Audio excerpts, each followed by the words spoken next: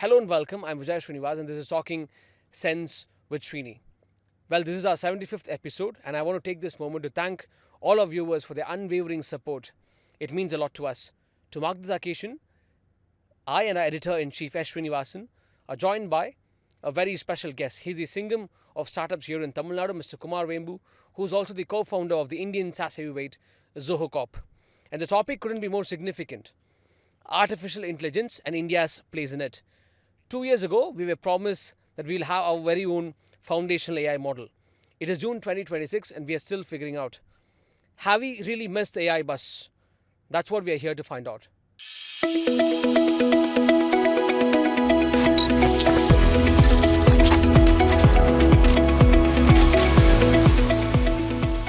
So let me begin with you. 2 years ago, India was quite optimistic there that we would have our very own foundational model. Fast forward June 2026, we still don't have one and we are still figuring out.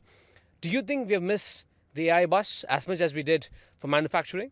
Good evening and thank you for inviting me, and congratulations on doing the 75th episode consistently. Thank you so much. Best wishes. On your question, see, I think honestly, like, we have to look at if we have capital, what are our priorities? Because whether it's an individual or a company or a nation, in capital allocation, what is our priority is very important.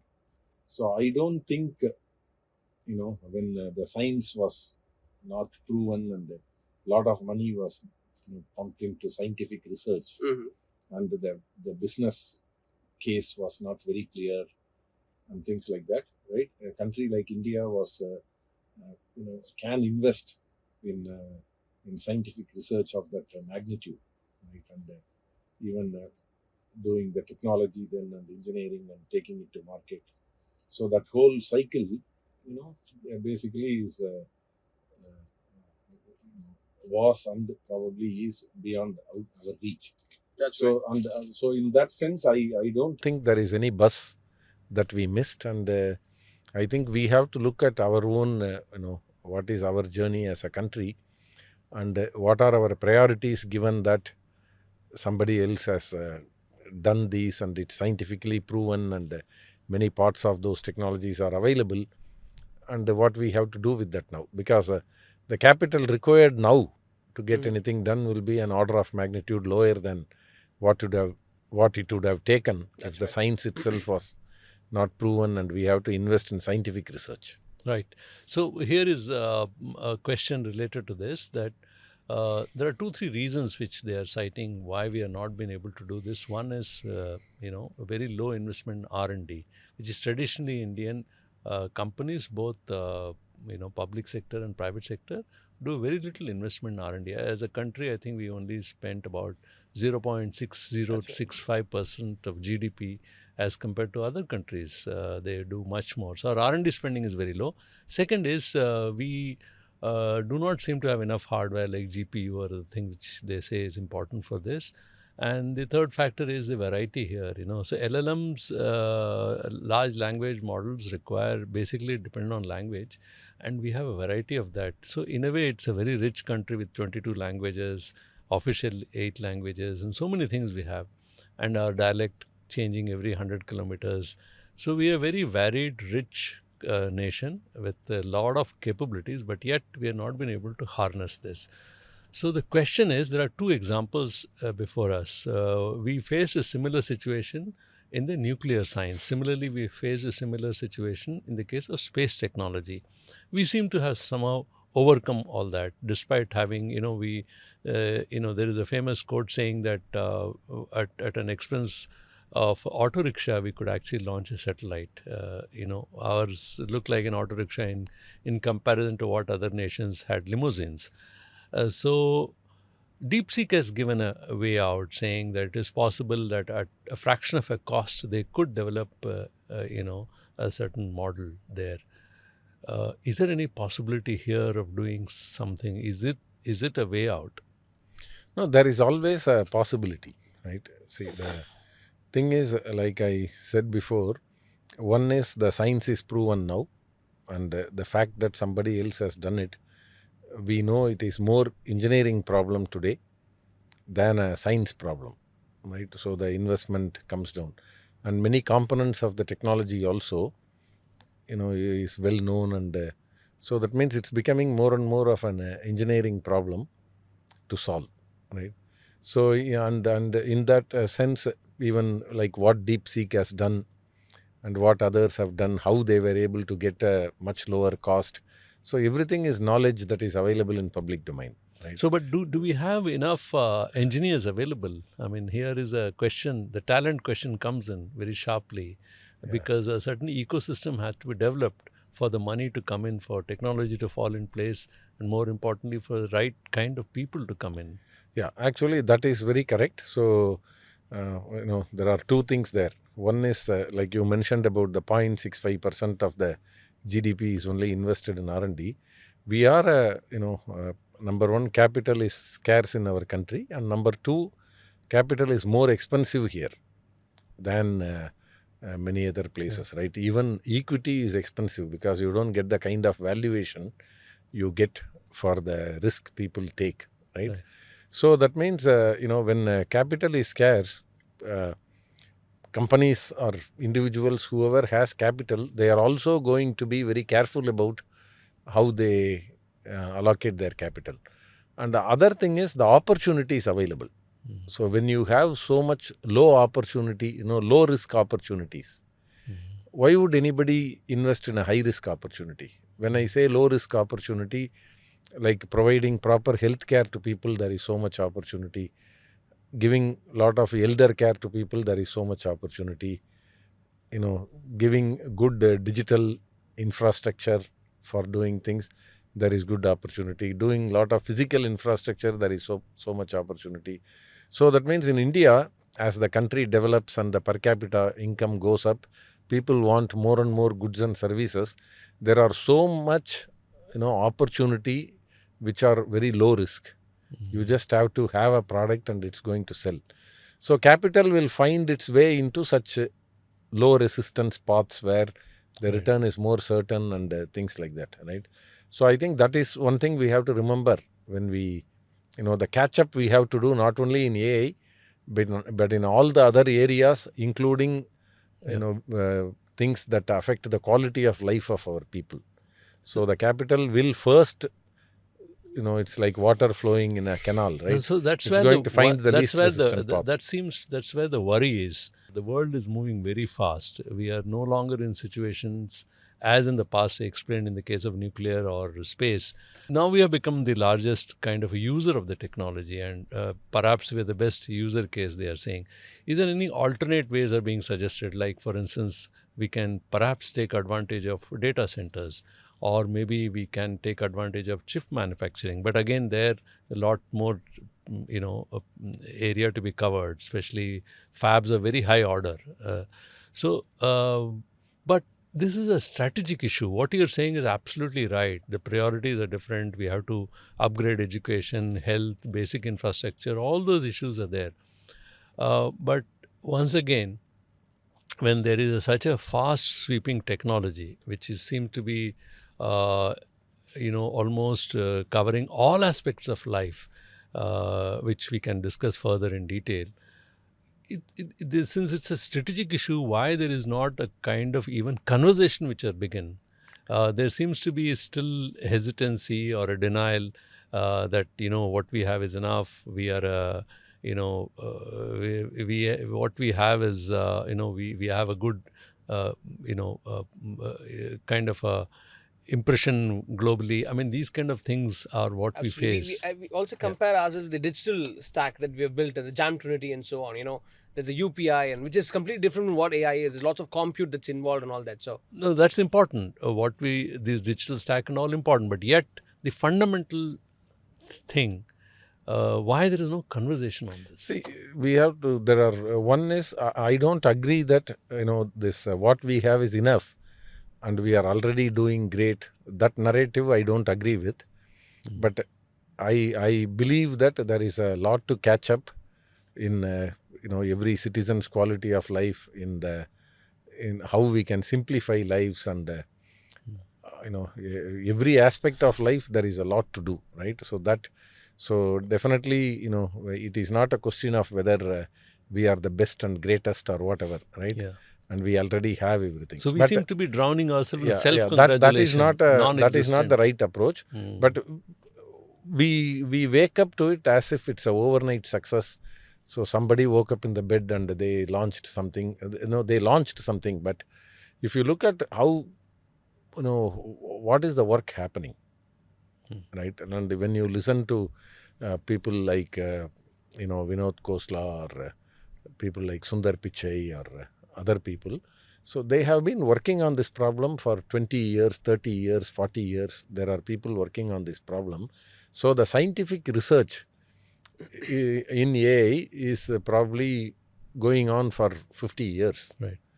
Right? And where was all the scientific research happening? All the scientific research were happening in the American universities. And in the last maybe 15, 20 years, a lot of the scientific research were happening in the American companies. Right. So as China became prosperous, they also have their focus on this, and they were also probably doing this scientific research for many years now. Right. So we can't say like just because they launched today, we want a conversation around it, and by conversing for 1 week, we were going to launch something. Right.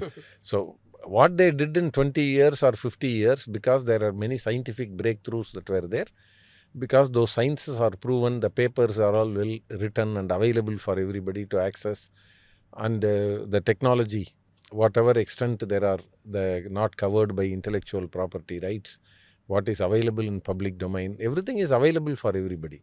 So now if we want to do what has happened in America in the last 20 years, probably it will happen in the next 3 years, next 4 years. And something like, where the countries who have the technology have an export ban kind of situation that happened in nuclear. Yes. Like necessity is the mother of invention. So you get a sense of urgency. Yeah. You probably get the moment that happens, maybe from a 20th in the priority list, it moves up to 3 in the priority list. Then people respond, there is more coordinated action. That urgency is there, and we will get there faster. Yeah. But I believe, whatever is required for us, with available scientific breakthroughs and scientific knowledge and technology maturity that is there, it's a matter of time before you catch up, and with much less capital. Right. So definitely we have to recognize that even the people who have done it in China, they benefited from the scientific research that happened in America. Since you may be more familiar with what is happening in the technological ecosystem, is there a sense of urgency there that this is a problem which is in your face, it's present, it's no longer in future, it is now and present existing? Is there a sense of urgency? Or we are waiting for, like you said, some kind of a shock treatment, something like technology denial, which happened in the case of space also. The dual technology set us, gave quite a setback to us. So are we waiting for that, or is there any conversation happening? Actually, even in technology, we have to differentiate. There are like very foundational technologies, and there are very, infrastructure layer, so there are various layers of technology. So if you take in something like software, which is related to AI, what are the foundations, right? If you take compilers, languages, if you take operating systems, and even the microprocessors, many of the chips that go into making a motherboard and the computer, hardware infrastructure, all of those things, if you take, we have not designed anything, right? So there is no operating system with even reasonable adoption that we can say that is made in India or something. There is no programming language, right, that we have defined and which is adopted by the world. So that means we have always, and similarly in the infrastructure layer also, if you take a data center and things like that, right, So a lot of it is not done, even database technology or networking gears. So a lot of it is, may had Indian engineers who have worked on those companies, or they have founded those companies abroad and things like that. But it's not owned in India, right? So I think if you look at all the same way, even in AI, there are various layers of technologies, right? So now, like the fact that we didn't do any of these infrastructure or foundation components in software or hardware, didn't prevent us from building large businesses, which were profitable and which gave employment and which became a huge industry and all in software. So same way, even in AI, right? So now that there are companies in the technology space who are working on how quickly can I become an expert in adoption. So for example, if I have a support in my organization, now there are companies that say maybe 70%, 80% of their L1 support is autonomously answered by AI agent, right? You don't have people for that. So now I benchmark against that and say, why I have built a chatbot or whatever, I am only getting 40%. How do I get to 80%?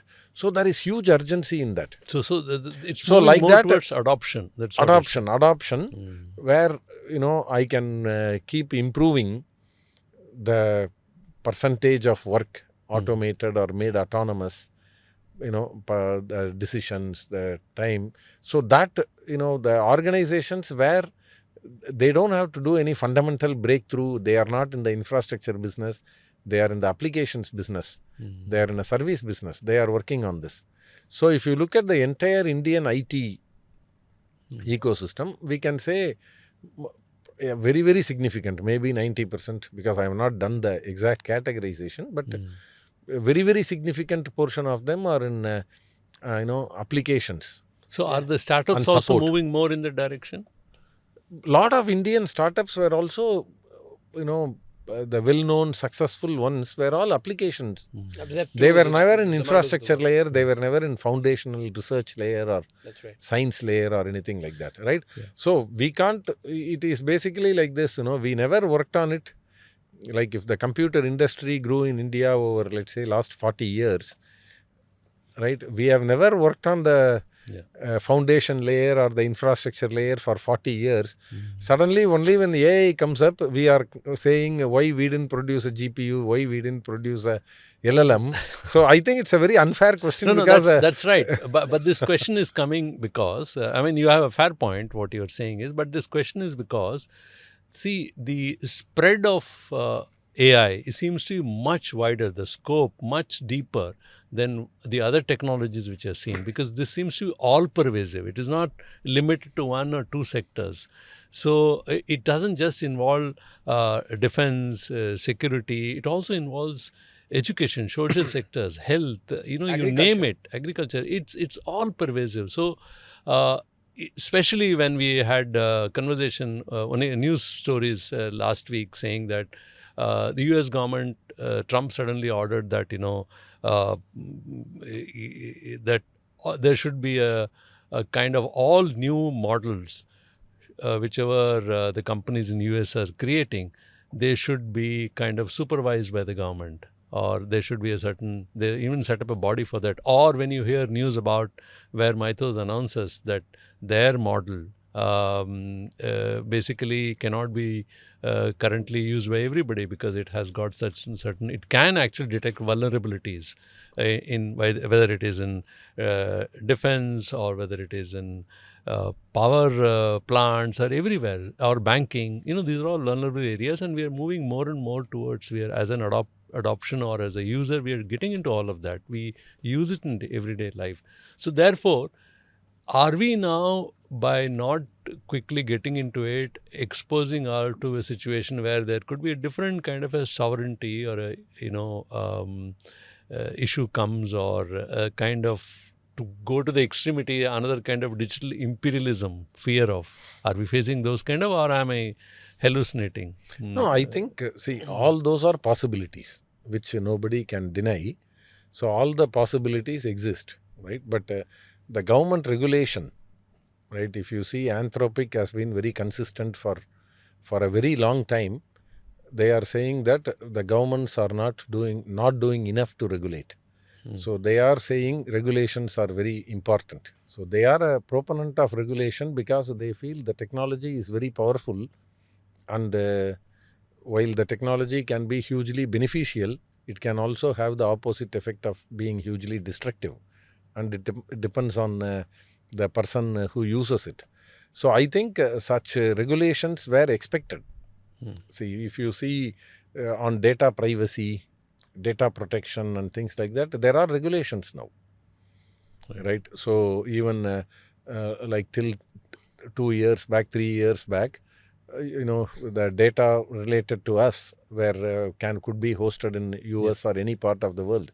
But more and more government is mandating that if you want to serve people in India, you have to have your data center, and all the data should be in India, and my personal information should not leave the borders of India. So that means all the governments are now coming to regulating these. That's right. And but what you're saying is your data can remain within the borders, but with SpaceX latest star ship launching, it's actually not a space company. It turns out to be a lot of a data company. What if all the data is on the space now? I mean, that's the next frontier possibility. So this boundary. I think India banned Telegram. Yeah. Because yesterday, because there are issues in their model, right? So like that, when SpaceX comes, definitely there is a what is the individual's privacy requirement, what are the law enforcement agencies rights to control or rights to access information and things like that. So we are getting into a very complex world. So I think I'm definitely a very small fry to have any answers. Yeah, sure. But we are discussing. I also want to ask you, sir. When the policy thinking that happens within the Indian government, there, Finance Minister Nirmala Sitharaman on the last couple of years budgets before, and she said, we want to make AI in India. We want to make AI work for India, and where she's come out with the AI centers of excellence, skilling programs, data sets, and so on. And the India AI mission, but that's a recent thing, where spent only 32% of its allocated funds last year. The government's response was to cut the budget next year by 50%. You think there's some kind of a policy problem here, that it's not actually addressing the structural issues? Honestly, I wasn't following what the government announced or did, or this budget, and also as you read it, these were news to me. But there are a couple of things we have to look at, right? When we want to, if you take AI today, whom do we want to, compete against, or what do we want to do? Fixing that target is very important, right? What all we want to do, right? So I think from private enterprise point of view, right? If I am running a business, I want to run my business, better, where I want to have higher customer satisfaction. I want to grow my business with the available tool. Now I have a new tool available. There is a cost to access that tool.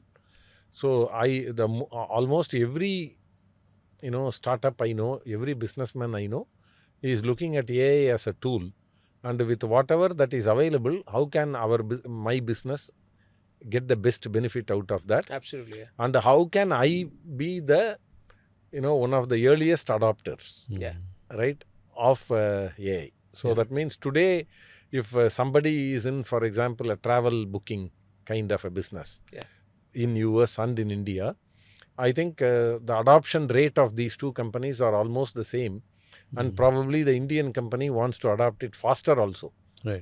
Right? So that urgency is there because everybody sees an opportunity in that.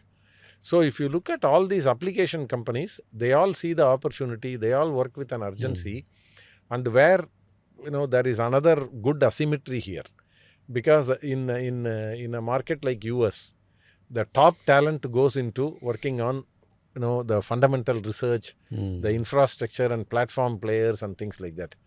Whereas probably in India, the top talent will get into the application because, in America, people are willing to invest in a very long, gestation projects. That's right, yeah.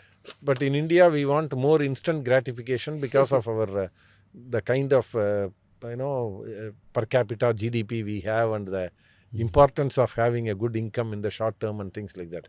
So that means we can see an opportunity in all the application companies if they are all very hungry and very aggressive and have a high priority to adopt and make it bigger. Probably they will get a bigger market share. I think it's what you're saying is interesting.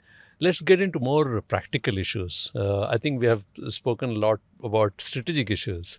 Let's get into more practical ones. Education, for instance. I think there's a massive shift caused by AI in the classroom. Though I don't know how much adoption has happened in the classrooms, but at least students have begun to access AI more and more for their own education.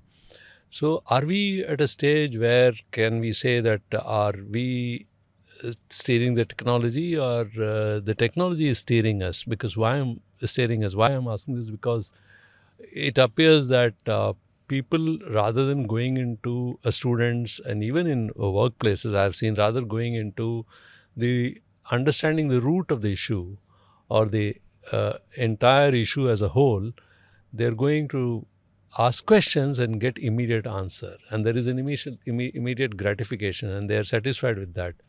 But that certainly causes a huge stress on learning. And our learning outcomes are already a bit low in many, you might have seen ACER reports which comes every year. So where there is, the learning abilities, especially the brain muscle, are we using it enough? Because has it come too early for us? Is it a cause of worry? Yeah, definitely. In fact, for many of the questions, what is the fundamental reason why we are behind in AI or why we are behind in many things is not because of because we lack human capability, right? Or we lack even capital.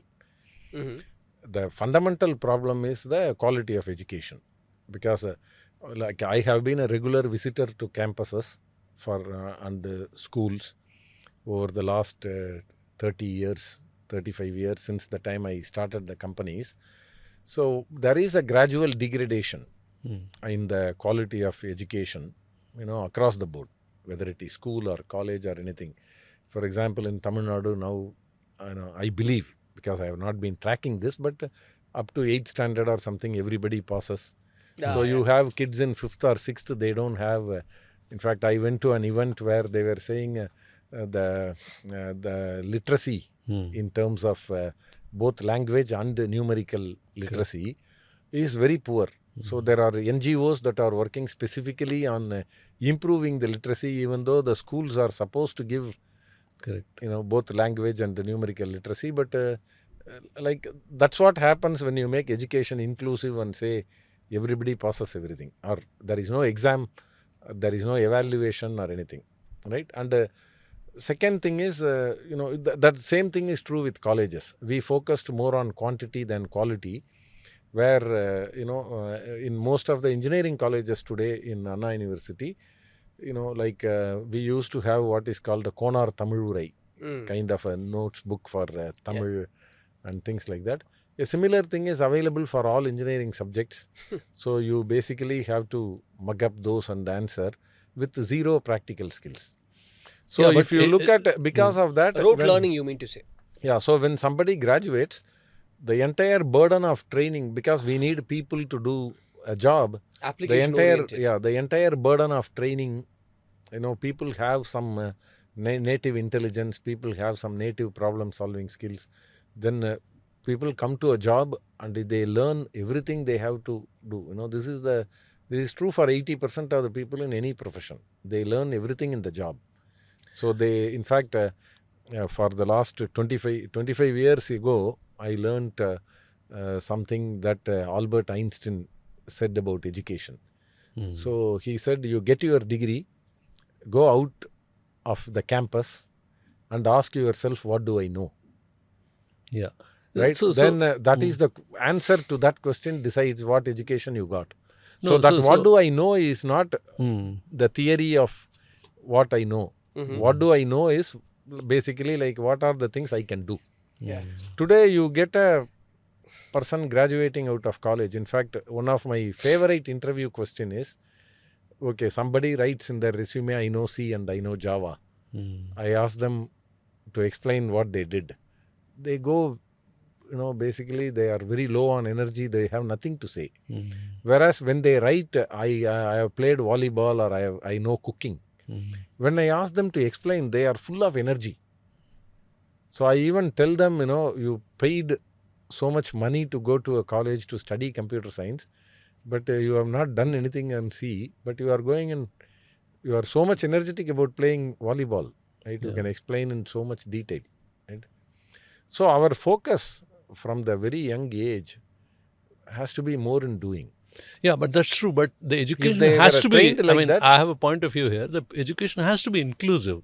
It's see The inclusive means the everybody skilling- has got opportunity. The so inclusive that is has to not be everybody given. will be passed. See, the opportunity has to be given. It has to be inclusive in that sense. Skilling is important. Also, quality of this thing is important, and probably that aspect is important because literacy is a very basic. But you have people thing who of have completed empowerment. 10th but not literate. They can't read. They can't. That's right. Yeah, write, so the they outcomes can't, have to be better. So so that quality, see why our companies struggle, we can't research, we can't do anything, is because we have mastered the art of wasting human talent.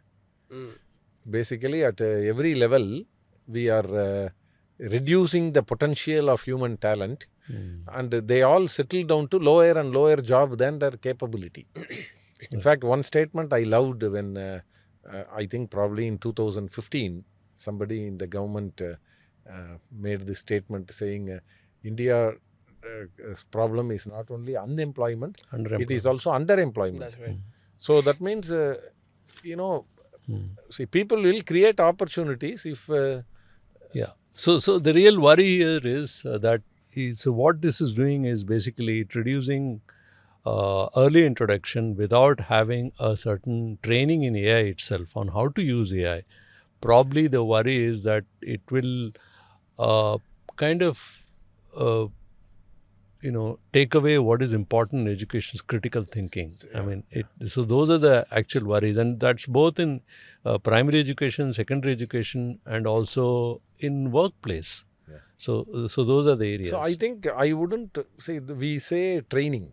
That is where again we somehow underestimate human capability, because we are all good learners if we have a reason to learn, right? So if I go to an engineering college today, from the time I studied electronics to today, so many improvements have happened in electronics. All of them are added as courses. Nothing is removed. But they have merged two courses to create one, created space for one more and added. So the volume of things people have to study has increased. Right? And so the time they have to do something has reduced. Whereas if you, for example, how did I learn? When I started doing something, I understand my incompetence. I understand my lack of knowledge. So to get that done, I go and read something. To get that done, I go and practice something. Then I make some progress. I hit another roadblock. To overcome that, I discuss with somebody, I learn something. I go and read something. I go and research something. I go and do something more. That is how I progressed, and I keep learning.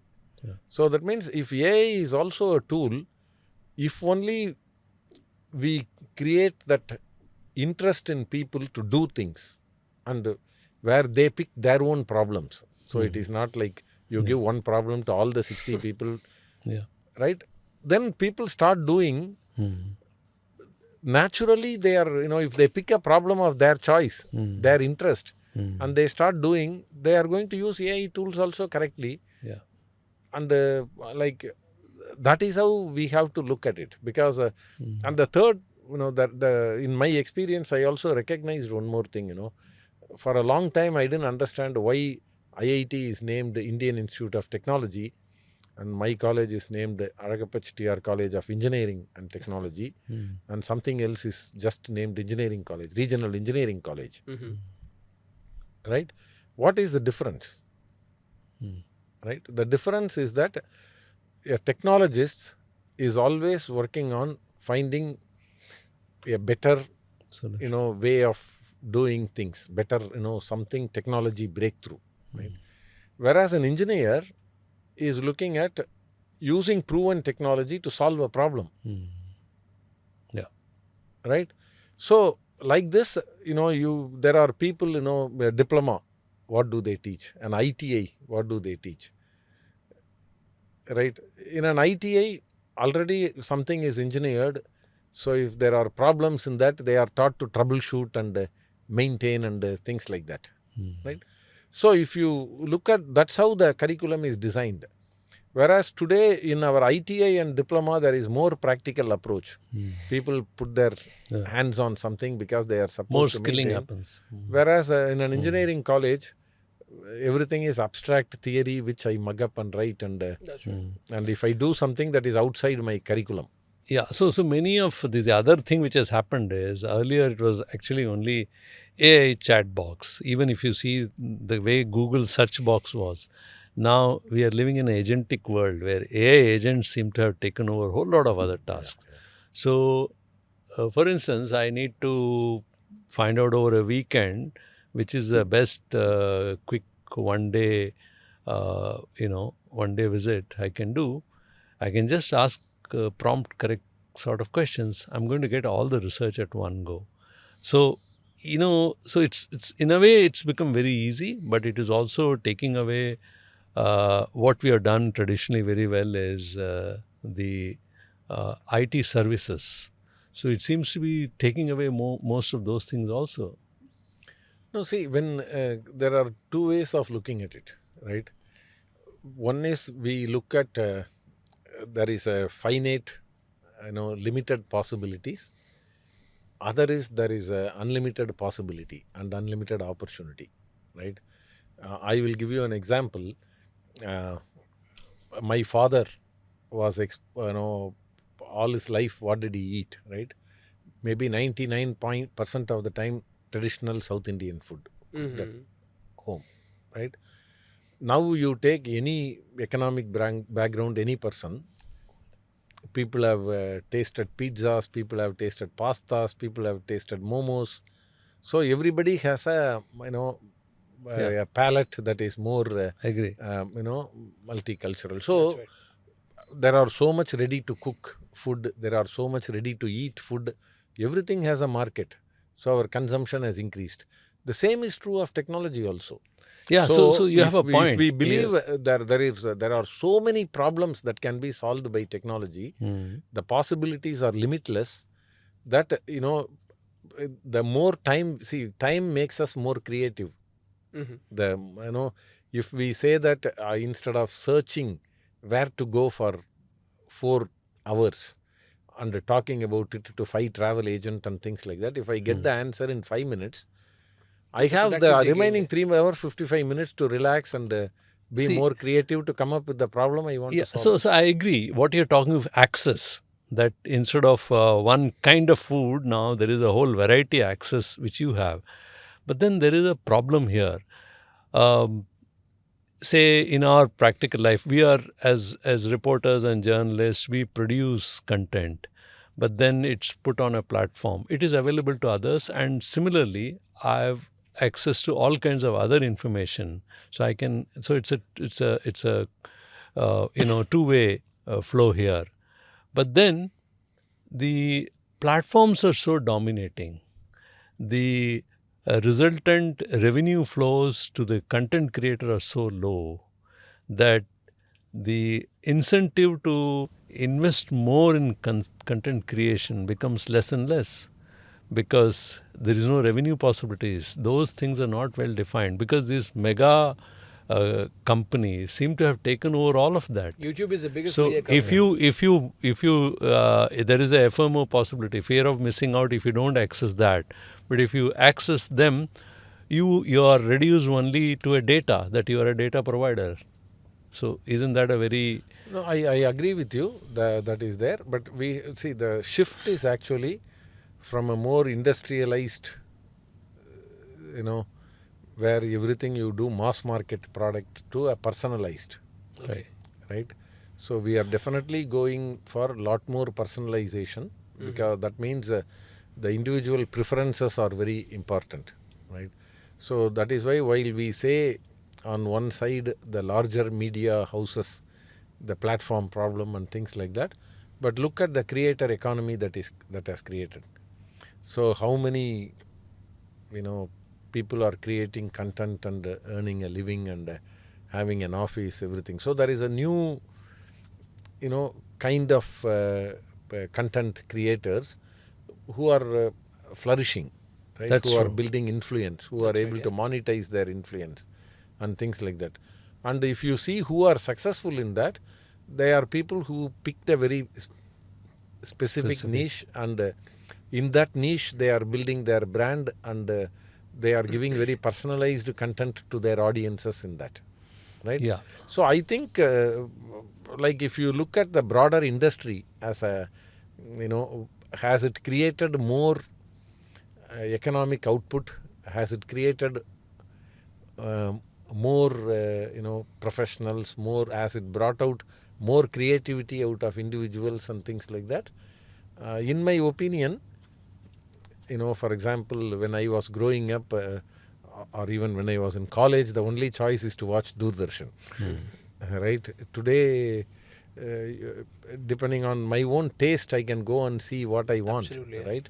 Yeah. And I have that, and most of the producers are making their livelihood and doing well with that. I think you're right, but we are at a stage where a certain democratization has happened. The access is easy, but it is also leading to a lot of other, quality issues. There are various journalistic filters an organization applies. There are certain principles which are followed.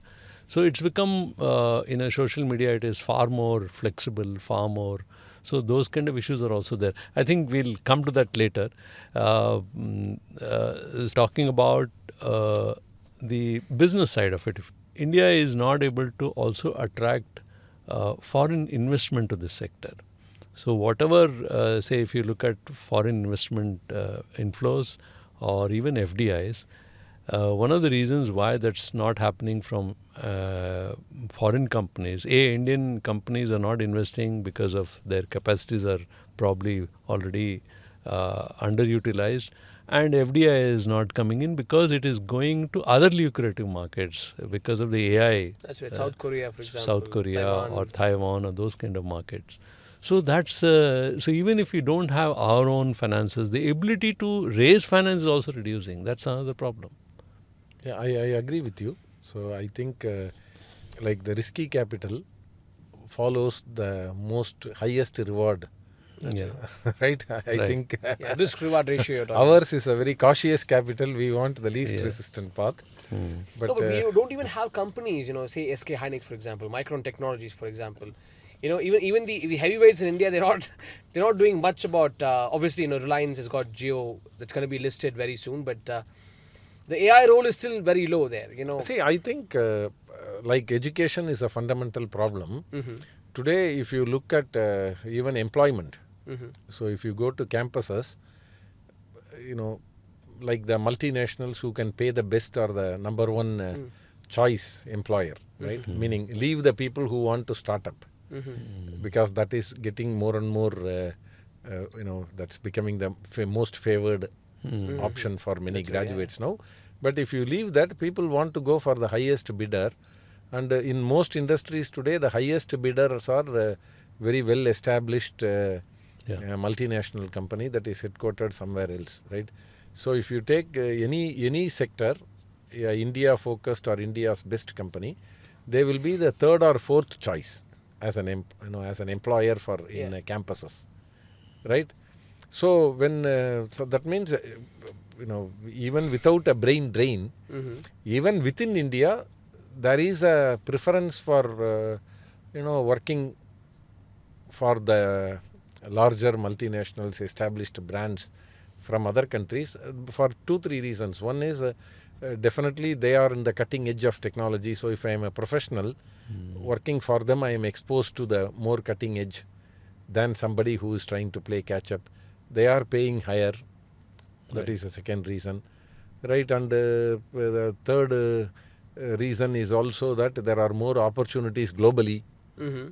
In that your exposure is more, right? And definitely, in terms of employment practices also, they have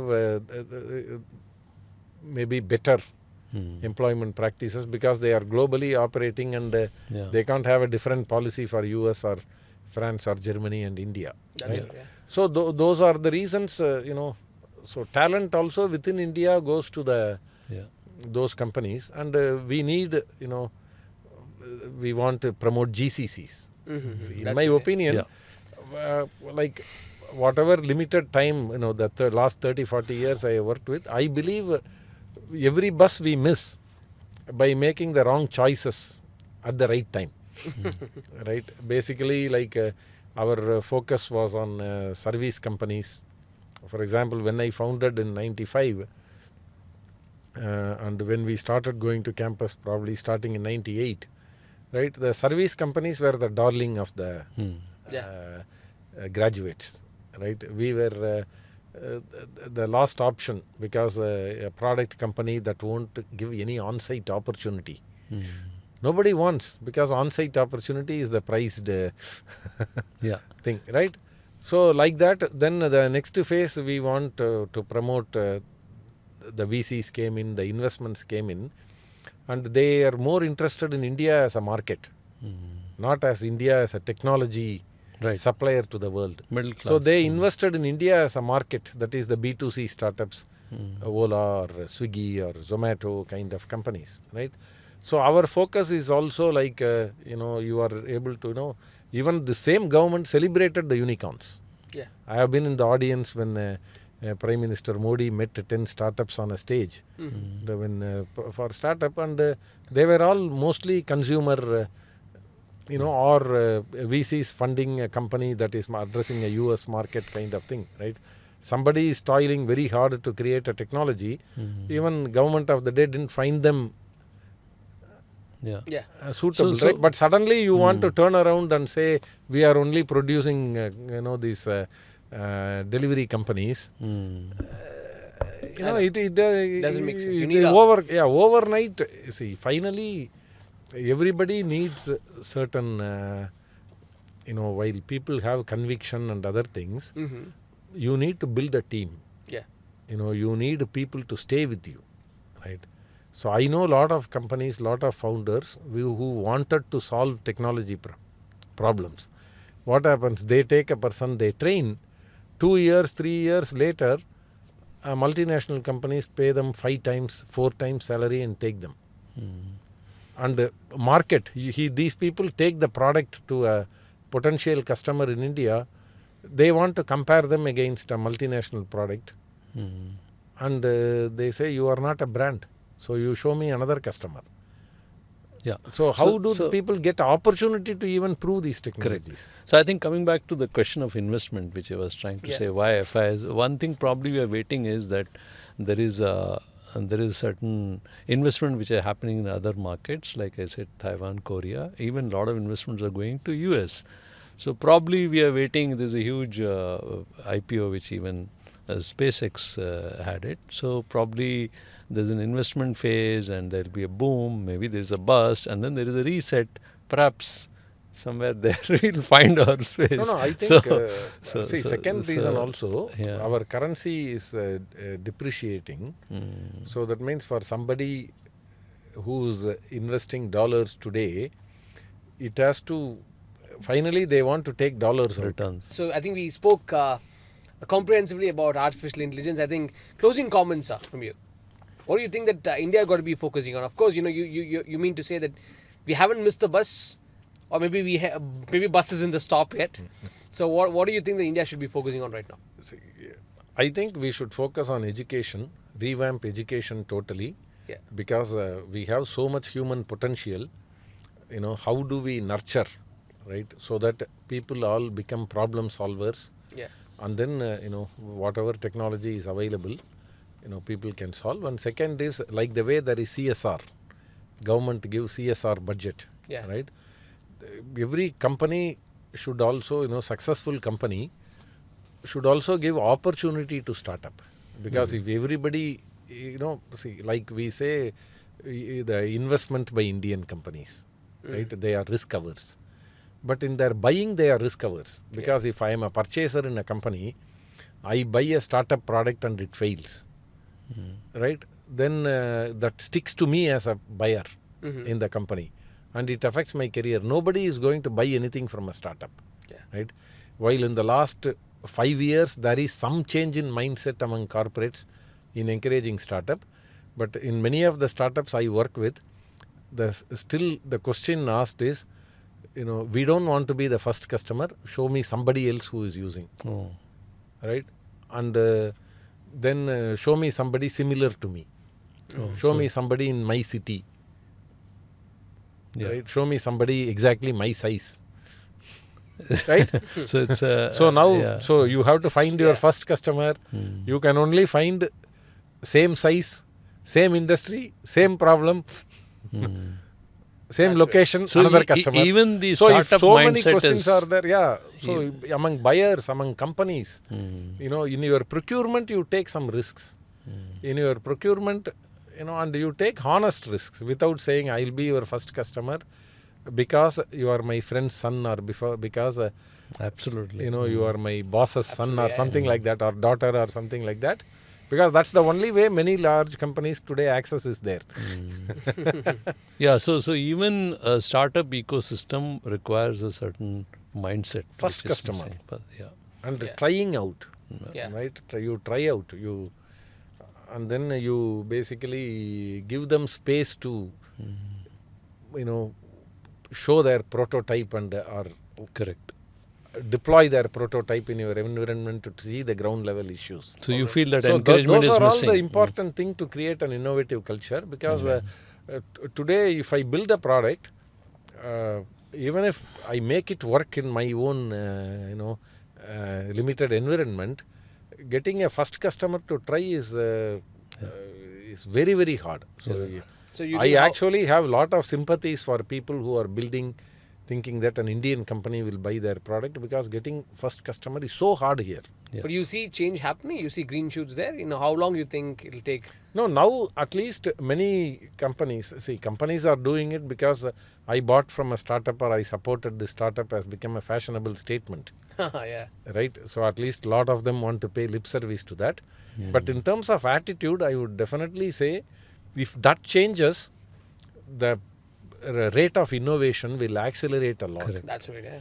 Because a lot of founders keep waiting to get the first customer. Lot of energy is spent on that. Yeah. Because of that, their innovation also slows down. Because they say, you will know only when the rubber meets the road, you will know the quality of rubber. Right. Right? So I need a customer to say whether my product works or not. And that customer should be patient with me. So if I give an opportunity, version 1 doesn't work, come back and do the version 2, come back and do the version 3, right? So this is happening in all the other countries. People know when I buy from a startup, it will take some time, but if the technology is promising, if that solution is useful for me, I'll give the opportunity. I'll work with the startup for 1 year. Yeah. Right? That attitude, if That it mindset comes, is not there. Yeah. So closing comments from you as well, sir. As AI euphoria grips world, what do you think India should be focusing on right now? Well, there are a number of issues which has come up today, and he has correctly said. One is correctly said that education is important. Secondly, that complete, in my opinion, that political mindset that we seem to have been constantly fed with this kind of information that we have already arrived. We are now on the cusp of becoming a developed nation. Vishwaguru. Vishwaguru, and we seem to have almost reached there. I think those kind of things are also given a sense of complacency. I think, but there's a lot more distance to be covered. I think this realism should first dawn, and it's that largely depends on the way the political message goes to people. I think that's a very crucial thing. Okay, folks, there's a lot of catching up, and thank you very much, gentlemen. Very insightful talking to both of you. Thank you very much. Sir. Thank you. Thank you, Thank sir. you so much. Thank you.